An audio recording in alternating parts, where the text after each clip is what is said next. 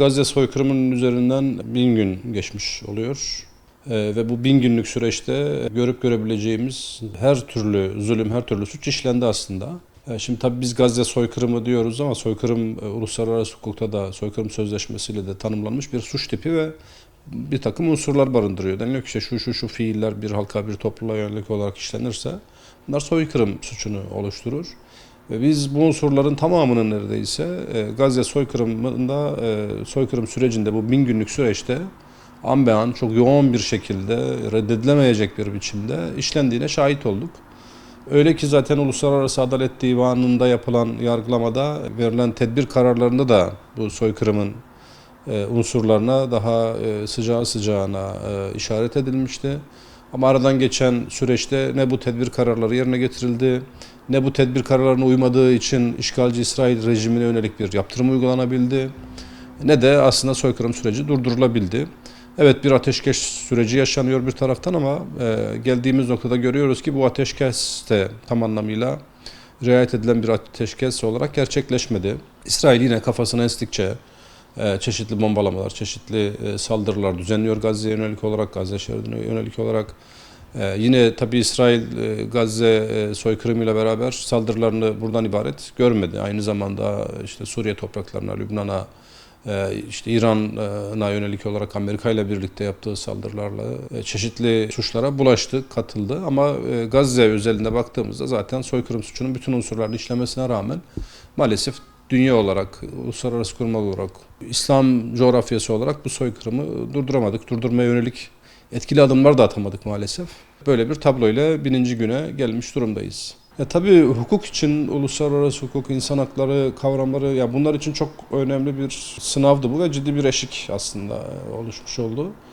Bir anlamda hem işte aslında hukukun hem insan hakları kavramlarının, insan hakları müktesebatının hepsinin boşa çıkabileceğini görmüş olduk.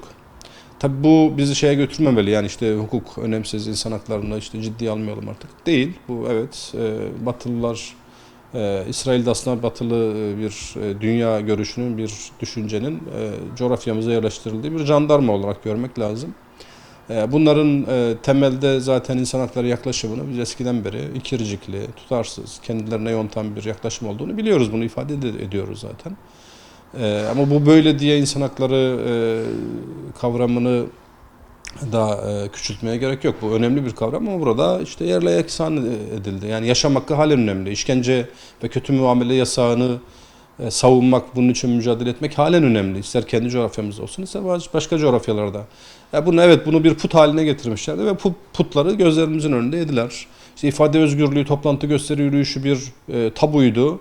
Ama söz konusu Filistin ve işte Gazze soykırımı olduğunda İsrail'e yönelik, işgalci İsrail rejimine yönelik fikirler ifade özgürlüğü kapsamında değerlendirilmedi Avrupa'da. Batı üniversitelerinde işte hocalara baskılar kuruldu, rektörler görevlerden alındı. Ya işte üniversite özgürlüğü, özellikle bu anlatıla duran üniversitenin universallıktan mülhem bir kavram olduğu ve işte dokunulmazlığı hikayesi, miti, bunların tamamı çöktü.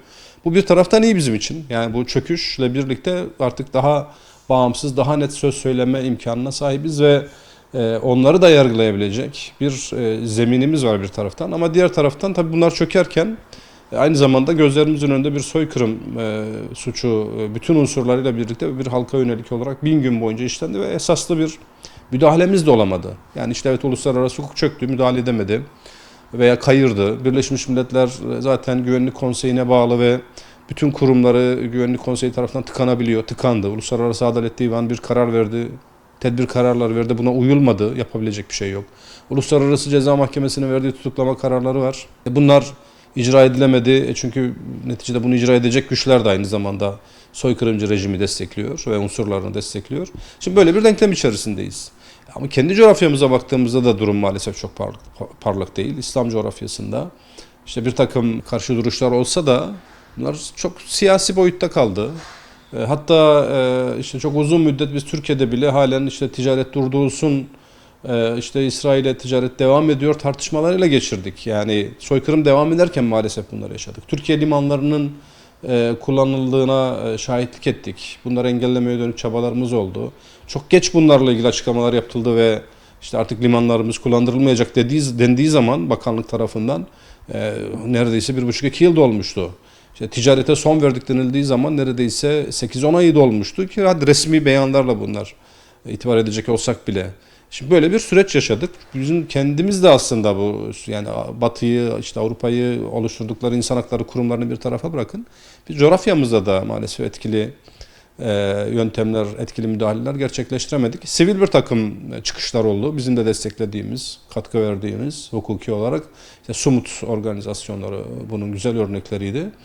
Ama yaşanan soykırımın büyüklüğü açısından baktığımızda bunlar bile işte çok şey kaldı yani cılız kaldı maalesef. Kendileri çok büyük, çok anlamlı işte büyük bedeller ama işte İsrail'in yaşattığı soykırımı gündemimize aldığımızda, dikkate aldığımızda, Gazze'deki yaşananları dikkate aldığımızda yani yapılacak her şey neticede eksik olmuş oldu. Günün sonunda neticede biz bu soykırım sürecini engelleyemedik. Biz bugünlerde bir taraftan da işte NATO Türkiye'de toplanacak. İşte bu rejim, işgalci rejimin suçlarını destekleyen bir ton ülke var bunların içerisinde. Bizzat fiili olarak destekleyen, askeri yardım yapmış, istihbarat desteği sağlamış, silah desteği sağlamış güçler bu NATO içerisinde. Ki NATO'nun da işte istihbarat desteği sağladığı yönünde, üsleri kullandırdığı yönünde İsrail rejimine. Şimdi böyle bir düzlemdeyiz ve işte NATO Türkiye'de toplanıyor. Bugün Ankara neredeyse kapalı şehir haline getirildi. Çok sayıda operasyon yapıldı. İşte son bir aydır çok yoğun operasyonlar yapıldı. Hem İslami çevrelere yönelik hem sol gruplara yönelik de. Aman işte burada gelecek NATO'cuların huzuru kaçmasın kaygısıyla yapılan şeyler bunlar. Yine yollar kapatıldı, toplantı gösteri yürüyüşleri engellendi, işte yasak alanları ilan edildi. Öyle ki artık normal vatandaşın yürüyeceği sokaklar, yollar, parklar, bahçeler dahi bir anlamda bu yasaklar kapsamına alındı. Yani bir taraftan da böyle bir gerçekliğimiz var. Yani bunu da göz ardı etmemek lazım. Gerçekliğimizin de farkında olmamız gerekiyor belki. Bu tür sosyal, siyasi krizler zaten hemen sıcağı sıcağına bir takım sonuçlar vermeyebilir. Yani orta ve uzun vadede bir takım sonuçlar olacaktır. Umarım ki coğrafyamızdaki devletler artık yani bu işte Batı İttifakı'nın yol açtığı işte bu krizi, bu kriz dolayısıyla oluşan zulmü, mağduriyetleri ve aslında kendi ülkelerinde de birer kukla rejim haline getirilme gerçekliklerini artık fark ederler ve buna göre yeni bir düzen, yeni bir dizayn için kollarını sıvarlar. Bu hepimizin geleceği için, coğrafyamız için olmazsa olmaz zaten bir ihtiyaç.